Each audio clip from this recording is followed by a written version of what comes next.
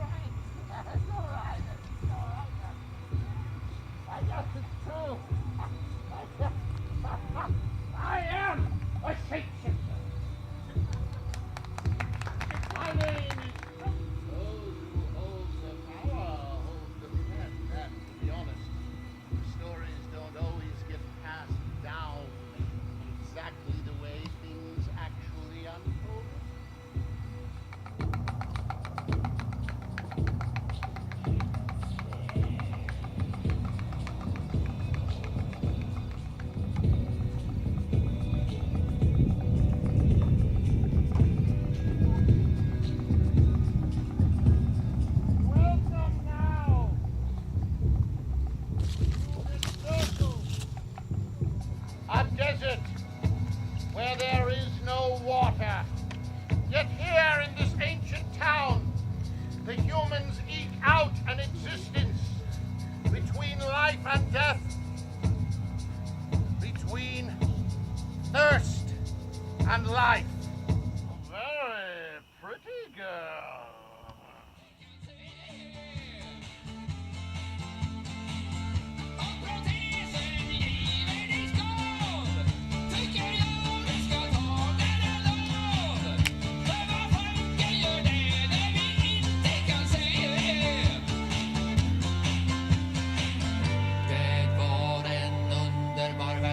Jag köpte av Stig. Den har jag använt till att bära grönsaker i. Nu kan jag faktiskt se vem du är. Och du kan faktiskt se vem jag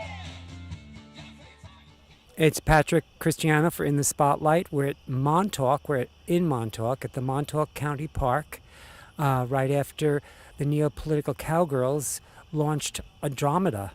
It's a work in progress, and we're with LaWanda Hopkins. She plays Andromeda.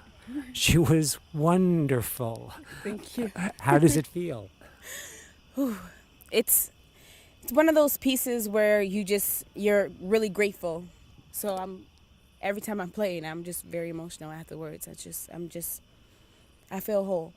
You did a wonderful job. Everything about it was fabulous. You moved well. You it was just you had a passion that you brought to it. You got all over the place. It was Kate brings a lot out of you, huh? Yes, she does. Every rehearsal, she's like, go deep, pick from the pits of hell of your soul to get everything out. But that's what it's needed. Like, we're an artist, and I like to tell stories. I like to change lives. I like to inspire people. I like people to leave with something or leave to want to change something. So I will put my heart, my soul into anything that I do in the arts because this is what I'm meant to do. Nothing else. This is what I'm meant to do. That's fabulous. Kate wanted to make this a modern take, so she decided that Andromeda would not have a man rescue her. Exactly. I like that, though. It defies how strong we are as women. No matter what rules society puts up against us as to how women should behave, how women should allow the man to work and take out the trash, and we just do certain duties. But no, it has some type of strength and power when a woman can do all of that, but still have the love and need of a man because she wants to, not because it's needed. And that's what I love about Andromeda, is that from the teachings of her mother, what she gave her at the end, that's when she gained the most confidence, the most like power, that she is a ruler among men. No, I think you embody her beautifully. And I wish you a lot of fun with the run here, and I hope they get to do more with it. Kate said it was a work in progress, Yes. but it was, everyone was charmed. Exciting. Kate, come on over. We were going to have you first and reverse it, but we'll just hang in the shadows. well, congratulate. She was just terrific, really very lucky to terrific. have her. How did you find her? She auditioned for me. We have actually one of her teachers is a friend of mine. Bronwyn and I Yep. know each other just professionally speaking, but I hold her very, in high regard as a dance teacher, as an acting teacher. She's both to you, right? Yep. And I said I was auditioning for Eve in New York City, which was our off-Broadway multi-room. Which was immersive. sensational, everyone. I saw it. I saw it very early at the Judson Y in the West Village, and it was just a terrific production. We all loved it. Thank you. So you met And Lawanda. she came. I said, Bronwyn, I need some dancers. Send some dancers my way. And Lawanda came and auditioned, and she, as you can probably see here, she lights a room up. And she immediately walked in, and she just I think you just said hello. I'm like, all right, she's cast. You did a lot of all your elements are wonderful. I mean, the sets, the music, the sound design, it all merged. Every single bit of it merged together just beautifully. It's simple and sweet and lovely, and it's got a message. So what was your goal besides redefining the woman's role? Anything? For me, I don't think it's so much about redefining a role of women. I think it's just like, hey, this is the way it's always been. This is the way we are. No, don't be sorry. It's all right. We all have to learn from each other. It's just about, we've always had things to say. We've always had capabilities and abilities to be the heroines of our own story, or to write our own story, or to speak our own story. We've always had those. We just haven't always had the opportunities. Or, like Josh says at the beginning as Proteus, that whoever holds the power of the pen holds the destiny of humanity. So this is problematic for most people in the world, because they get to define, the person with the pen defines history, and defines, you look at our media now and like, what are we hearing? What do we not hear? What do we miss? What is being told? It's all being spoon-fed. So this is why everyone has to be curious. This is why we try as a company to remain very curious about exploring these things. And that's why this is right now a work in progress, because we're still exploring. What is it we want to uncover? What is it we want to say? Men generally in my stories don't do the saving necessarily, but they play an important part of being an important ally to usually the woman. Man in Eve didn't necessarily, she had to save herself, but he helped her, right? And I think men hold an incredible burden in our world as well, and we try to explore that as well. Like Perseus, we look at why he has to go. He doesn't want to kill anymore. He doesn't want to have to be the hero anymore. He wants to put his backpack down. He wants to unload his weight. And men should be able to do that. We shouldn't be having them kill. In the name of what? Ideology, a ridiculous flag. Yes. Flag waving. I mean, so these are just things. We try to find the place where we don't like to bang it on anyone's head. We like to try to uncover these issues and let them come through the story. And this piece has a long way to go, but we're enjoying every minute of working on it and figuring it out. It's just delightful. Good, The thank music, you. the music supports everything you're trying to accomplish. Did you? How did you find all that music? Did you have to search really hard?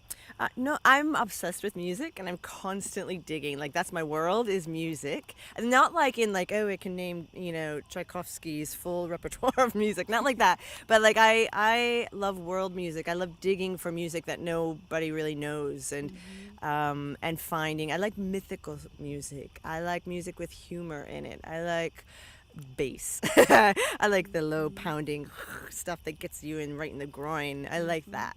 I spend most of my time in music, because that's how I work stuff out. Yeah, I heard you say a while ago when you're talking to one of your friends that you begin with the music. Yes, I begin with the music. That's how the story begins. I don't usually look and say, hey, I want to talk about a black girl who finds her voice.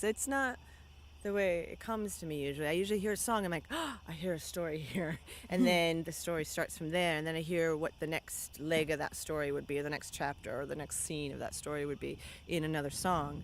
And that's why I think, oddly, all this music that I throw together somehow works, because for me it's always about the story. It has to be about the story. Because if you get off that main thrust of what you're trying to say or who it's happening to, if we get off of that at all, then it tends to fall apart. So for me, it's very much about, it has to be the story through, but it comes through the music first. But for the me. movement's an integral part too. You did all the choreography? I did, and there's a lot of play and improv too, because just so you know, we have got 3 people working on the text of this, but the actors and the performers are as much the playwright, because we sit here and we go, okay, what would you say to this, and or how would you move in this? And there's a lot of playful improv. I'm not a director that. I don't look at my actors as my chips of paint that I'm going to move. And, I look at it as this is our company, this is our story, we're figuring this out together. Because the more they're invested in it, the more their life and their inner story and their history is coming into it, the better the performances are. In my opinion, that's how I direct. And I think I keep it very loose of like, look, here's your main choreography. Now you do it the way you feel it. Where would it go? What would you do with that? Do you ultimately set it though? No, it's not. I mean, this is like set, but with a lot of wiggle room. This right now.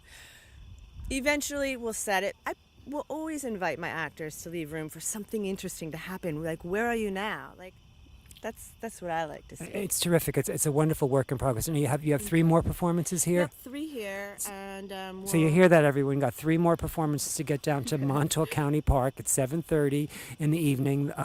It'll be Friday, Saturday, and Sunday. Is that right? Yeah, Friday, Saturday, and Sunday. Bring a blanket. Picnic. Yeah. And what's the fee? What's the charge? It's $20. $20. It's a wonderful experience, and it's a great place to see it too. I wish you a lot of luck with this project. It was so wonderful. I mean, all the elements merged together beautifully. Just really beautiful. I had a great time. I appreciate you being here. Thank you so much.